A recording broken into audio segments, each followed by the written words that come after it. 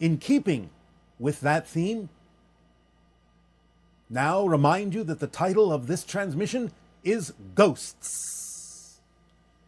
Now, we do not necessarily say this to make you feel spooky or scared, but to simply go through all the different ways in which individuals that are physically alive may experience what they perceive to be ghosts. So we will start with the idea that is more traditional, in the sense of a spirit that is capable of lowering its vibration enough to be perceived by the senses of the living, that you typically refer to as a ghost, a spirit, when it appears in your world, in your reality. The idea being that spirits who pass over, as you say, who die, who transition, may not always go all the way for a variety of reasons. Some may have unfinished business on earth. Some, because of their belief systems, may not have had a particular expectation or assumption of what they would experience in the so-called afterlife, and thus be a little bit confused about where they are. Some even may not even know they're dead and are wandering, looking for reasons why no one can hear them or see them. But now and then, either due to a lowering of their vibrational frequency, sort of similar to the idea of invisible ultraviolet light lowering its frequency to become visible as part of the visible spectrum of light, going down into violet and blue and so on and so forth. If they lower their frequency, they may become visible to those in the physical realm, or those in the physical realm may have enough sensitivity to perceive that spirit, even though it may not always be visible to everyone. But for some reason, they are still closely connected energetically to the physical realm of Earth, due to some of the reasons we have said or other reasons, and thus are still in their mind living among you, wandering among you, occupying the old houses, so on and so forth, what you typically refer to as a haunting, which doesn't in any way, shape, or form have to be malicious. Simply another person in another state, living in a place among the living. But the idea is that in seeing these beings, there is no way without communicating with them to know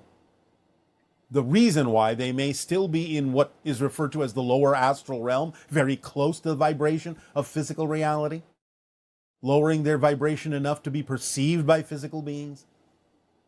And this is the older and original definition of an exorcist, sort of a spirit psychologist, to communicate, find out why that being is in that state, why they're still lingering around Earth, which doesn't always have to be for a negative reason. Sometimes, when spirits cross over, and they act, in a sense, as guardians, spirit guides, for those who are still living, there may be reasons why they can learn to lower their vibration, to interact with the living in certain ways, even to the degree of appearing solid as a living physical being. This takes some skill and some practice on the part of spirits to do this, because once you are in spirit and in that high frequency vibration that is generally invisible to the living, it is actually not as natural for a spirit to go back down into the lower vibrations and become perceivable to the living. But there are those who may have reason to do so, to appear to the living in certain ways, to deliver messages, or perhaps as a protector, to alert living people to certain ideas, certain situations and circumstances, be it dangerous or not. So those spirits may have a high degree of need to lower their vibration to interact with the living and be perceived as living people until such time as they raise their vibration again and vanish before your eyes. And so there may be great need to do this, or they may simply have chosen to practice the ability of raising and lowering their vibration in order to interact with the living for a variety of their own reasons, or agreements they may have made with the living people with whom they interact. Now, beyond the idea of it actually being a spirit, a ghost per se, that you're interacting with, that is live in real time, as you say, there may be other effects that exist that can be interpreted as seeing a ghost. And one of them is the idea that in the fabric of space-time, everything is recorded. You might say, again, as people on your planet often name it, the Akashic records have a kind of video sort of ability to record things as well as audio or pure information. And all that information is available here and now because everything exists here and now. So again, for those that might be sensitive enough, might extend their senses far enough vibrationally to pick up on certain things that may have happened, linearly speaking, in the past, and perceive the recording, it's etched itself into the fabric of space and time, they may be seeing a recording of sorts, an echo of sorts of things that have been, or even will be, in your linear framework, and perceive that as a living ghost, even though it is simply an echo, a recording, something etched into the fabric of space-time, and is no longer actually present. These kinds of perceptions will usually appear to be repeatable. In other words, a person may say, oh yes, this place is haunted, and at midnight, every 3 days, you see this woman walking down the hallway into this room, and so on and so forth. And if that keeps repeating, it might not be what would be termed a living presence. It might actually be a recording, repeating over and over again when the conditions are right to trigger it, or when the conditions are right in a person's senses to perceive it. So a lot of things that repeat themselves that way may actually not be a living presence. It might be, but it may not be, because it could simply be etched into the fabric of space-time and repeating on a loop. Another way that people might perceive the idea of a ghost that is not a ghost in the classic sense is the idea of peering into parallel realities. Sometimes the so-called barriers between one reality and another will overlap, will weaken, will align vibrationally in some way, shape, or form to allow a person from your reality to actually perceive, although perhaps faintly and dimly, people in other realities. And therefore, in suddenly seeing an apparition wandering through your reality, you might perceive it or think it to be a ghost of someone who has passed over, but in fact you are actually seeing a faint representation of a person in another reality who is just going about their business, but may seem to you to be a ghost. And they may be able to perceive you that way at that moment as well, and go back to their friends and family with tales of having seen this ghost. And they're just describing you, because again, the veils between the different realities may have weakened for some reason at that point, because these fluctuations do often happen.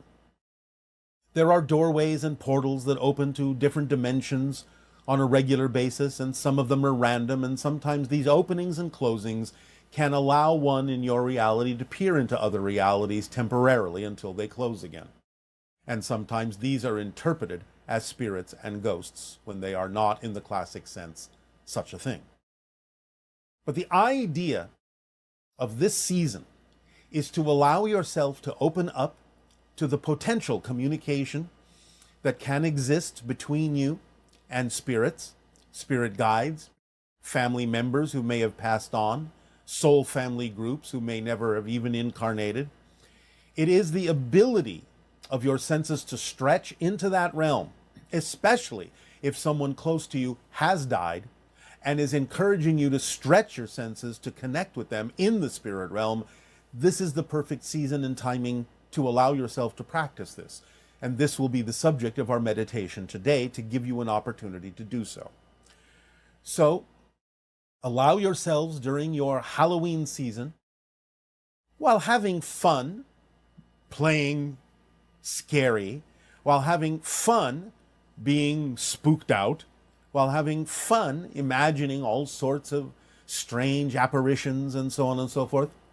keep in a corner of your mind the realization that this, in the vibrational cycles of Earth, is also when the veils are thin between the physical and the non-physical. Because remember, the physical is just a projection of consciousness. You yourselves, in a sense, are projections of consciousness as physical beings. So you yourselves, in a sense, are all ghosts, because your natural state is as a spirit, and you are just pretending to be in a physical, solid reality. So you are all ghosts in physical reality, which itself is a ghostly apparition of a consciousness idea that you are exploring. So in remembering that, it can amplify your ability to remember that all of these spirits are right with you and you are right with them, still in spirit with them, while dreaming that you are not. Allow yourself the opportunity to feel that and maintain that connection and increase that connection between yourself and the spirit realm, becoming more lucid and conscious about the fact that physical reality is, in a sense, just an apparition that you're playing around in.